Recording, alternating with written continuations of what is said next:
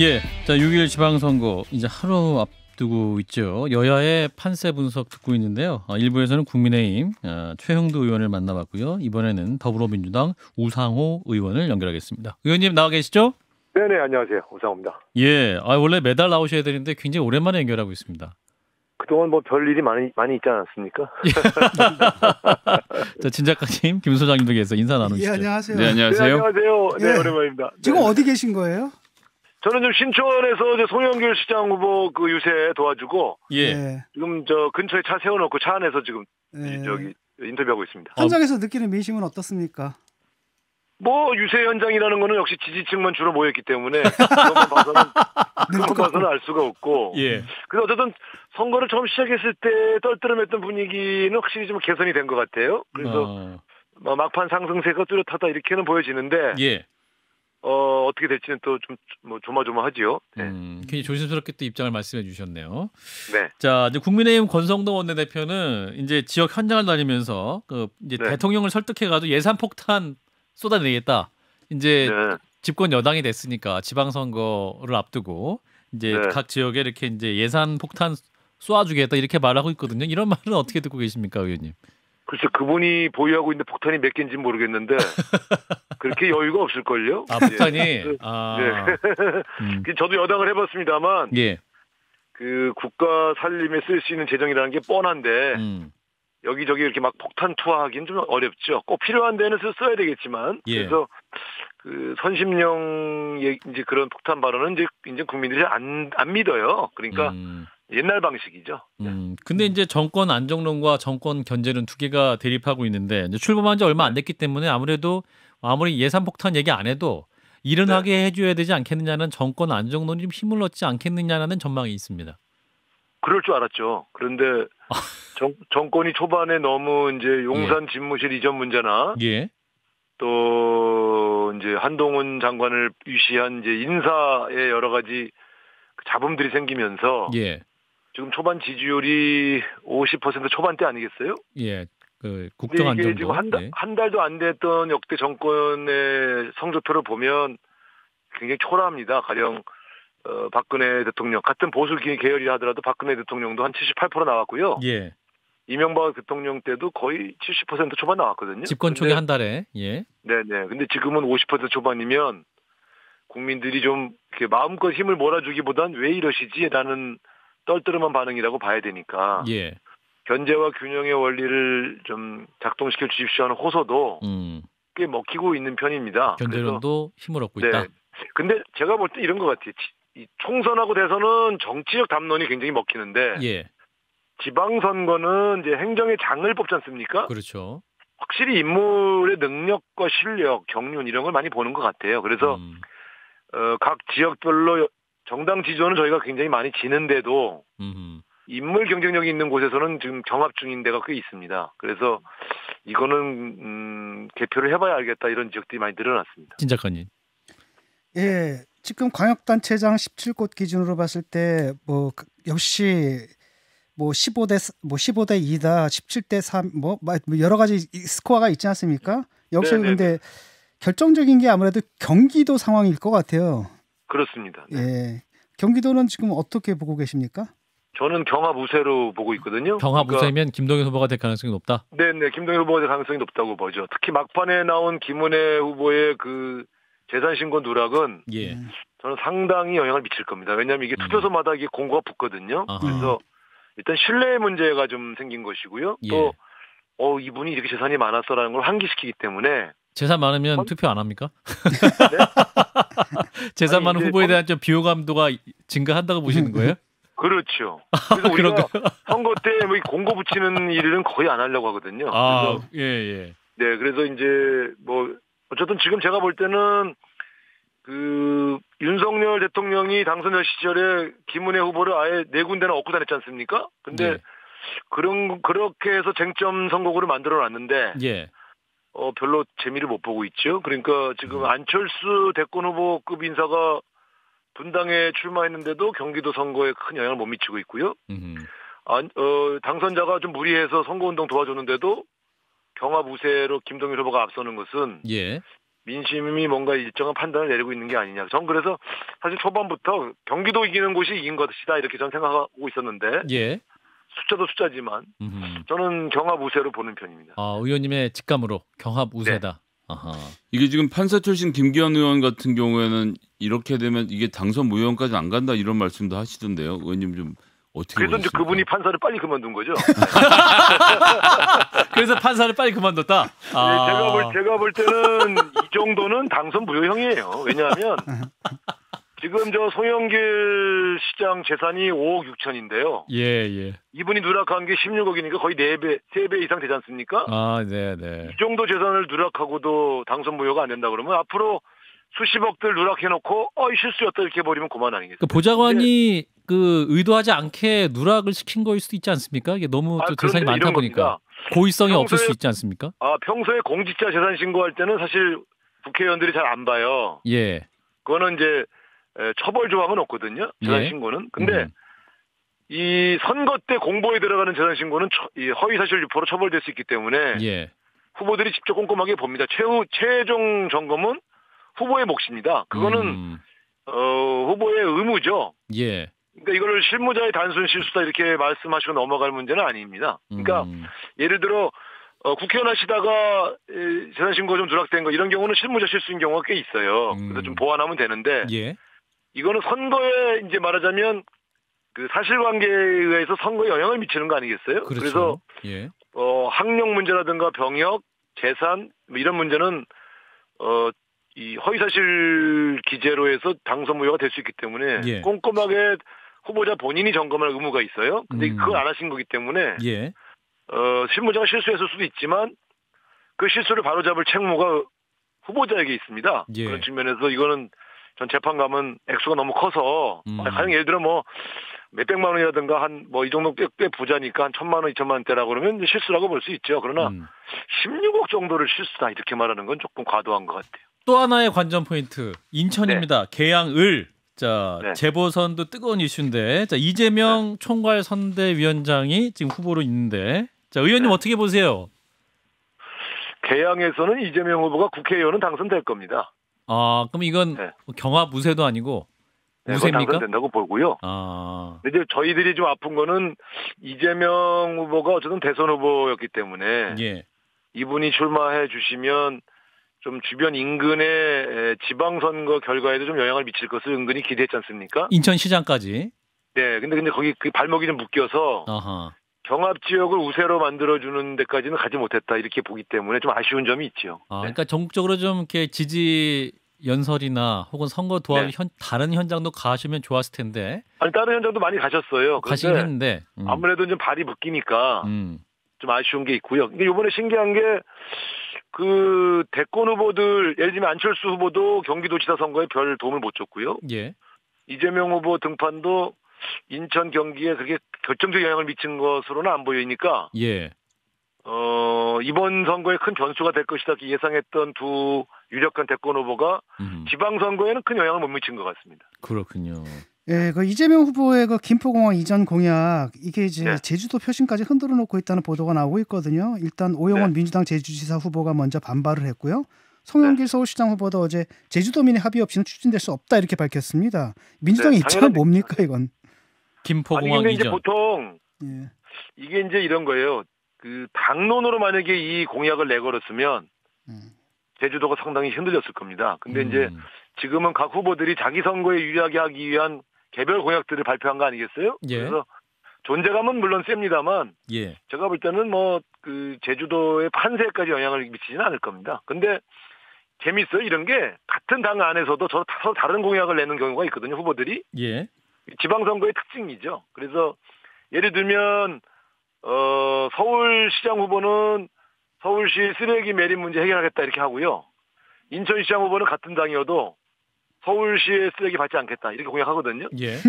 원래 이런 일이 좀 늘 있지요. 그래서 이번 문제도 그런 정도의 해프닝으로 보시면 될 것 같아요. 제주도민들께서도 너무 긴장 안 하셔도 될 것 같습니다. 일단 윤호중 당대표가 중앙당 차원의 당 공약이 아니다라고 발표했기 때문에 이제 이 문제는 개별 지역의 개별 판단으로 넘어갔다 이렇게 봅니다. 제주도민들이 긴장 안 하셔도 될 것이다라는 말씀이 굉장히 의미심장하게 들리셔가지고요. 사실은 또 이런 것도 있어요. 이제 이 송영길 시장 후보가 이 공약에 꽂힌 거는 부동산 문제를 보는 거예요. 부동산 문제. 그러니까 김포공항을 옮겨놓고 그 지역에다가 엄청난 물량을 공급해서 서울의 부동산 가격을 안정시키겠다 이렇게 접근했는데 공급에 방점을 두고 그런데 이제 이 문제를 부동산 문제로 접근하지 않고 국민의힘은 예. 교통 문제로 공격을 한 거죠. 그러니까 부동산 문제를 해결하는 방책으로 호소력이 있으면 송영길 시장한테 유리한 것이고 예.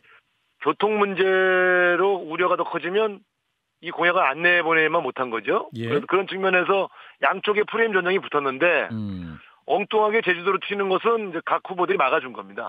근데 오늘 그 송영길 서울시장이 선거 공보 문자로 보낸 거에 보면 네. 김포공항에 강남이 온다. 서울 서부에 판교가 네. 온다. 송영길이 한다. 이렇게 문자 보내셨거든요. 그러니까 교통 문제로 접근한 게 아니라 바로 그런 부동산과 산업 공약으로 접근한 거죠. 근데 국민의힘은 이걸 교통 문제로 접근하고요. 또 제주도 문제로 접근을 해서 공격하고 있죠. 그러니까 이게 포인트들이 다른데 예. 어떤 포인트가 먹힐지는 그 프레임 전쟁이니까. 유권자들은 근데 그 포인트 잘 이해 못 하시는 것 같아요. 저희 그 뉴스하면서 그 포인트 어디에 방점을 둬야 되는지 지금 이제 의원님과 인터뷰하니까 좀 명확해져서 이게 이제 또 잘 전달될 수 있을지. 보통 그렇게 전달이 잘 안 되는 공약은 예. 원래 잘 안 내보내는 거예요. 저는 그러니까 처음 들었습니다. 그런 맥락이 있다는 얘기는. 예. 100% 플러스 요인이 있을 때에 주로 쓰는 거거든요. 근데 그러니까요. 잘 알지만 송영길 시장이 이번에 서울시장 나오면서 부동산 문제를 전면에 내걸고 있지 않습니까? 그렇죠. 공급 문제. 예. 근데 그 일환으로 접근했던 것이 맞습니다. 그런데 이제 우리 주민들 중에서는 아유 김포 가는데 인천까지 가란 말이야 이렇게 생각하시는 분들이 있어서. 그러니까요. 그런데 근데 그거를 싫어하는 분들이 있는가 하면 야 거기가 김포공항이 넓으니까 거기다가 아파트를 많이 지으면 실제로 공급 문제가 해결돼서 시장이 안정되려나 또 이렇게 생각하시는 분도 있어요. 그러니까 네. 사실 하나의 주장이 여러 측면이 있어서 어떤 효과를 발휘할지를 다 측정하기는 좀 어렵죠. 그러니까 지금 당은 이 문제가 제주도 선거에 미칠 파장을 최소화하면서도 예. 한편으로는 서울의 강서, 양천 이런 이쪽 지역에서는 좀 플러스 요인이 있기를 바라는 거죠. 일단 당에서는 그 김포공항 공약이 그래도 득표에는 도움이 된다고 판단하시는 거죠? 아니 양론이 있어요. 우리 우상호 의원님도 사실은 서울시장 출마하신 적 있지 않습니까? 그러니까 준비하신 적 있지 않습니까? 네네. 그럼 의원님은 김포공항 문제 검토하셨어요? 검토했었죠. 그 의원님은 안 하시는 걸로 결론 내셨었군요. 엄두가 안 나서요. 예, 의원님은 엄두 안 나셨는데 송영길 후보는 엄두를 내시는 거고. 송영길 후보는 저보다 훨씬 용감합니다. 네. 예, 격려의 말씀을 듣겠습니다. 네. 자, 그리고 의원님이 어제 다른 방송에서 그 이번 선거에서 광역단체장 당선이 7석 이하면 민주당 비대위가 총 사퇴해야 한다 이런 말씀도 하셨네요. 제가 말을 잘못했어요. 7석 미만이면인데. 7석 미만이면? 그러니까 7석이면 선방했다 이걸 강조한 것이고요. 7석 이상이면 선방했다? 6석 이하면 승리했다고 보기 어렵기 때문에 예. 지도부들이 일반적으로 책임을 지고 물러나죠. 그렇다면 왜냐하면 처음에 시작할 때 예. 5석이 안정적이다 이렇게 얘기했지 않습니까? 예. 그러면 나머지 경합 지역에서 2석 정도는 이겨야 선방했다고 볼 수 있죠. 그런데 그 만약에 그 비대위가 책임을 지고 물러나게 되면은 사실 전당대회 때까지 또 공백이 생기지 않습니까? 그렇지 않습니다. 저희 당원 당규는 지도부가 물러날 경우에 원내대표가 대행을 맡게 돼 있어요. 원내대표 대행 체제. 원내대표가 그러면 만약에 비대위가 총 사퇴할 경우에는 근데 지금 선거가 좀 패배한다고 보시는 거예요? 아닙니다. 그러니까 만약에 질문이 좀 이상한데. 야. 그래서 지난번에 우리가 대선 끝나고 물러났을 때요. 예. 그래서 윤호중 원내대표가 비대위원장을 맡은 거예요. 그렇죠. 이게 정통성이 있거든요. 그렇죠. 원내대표였었으니까.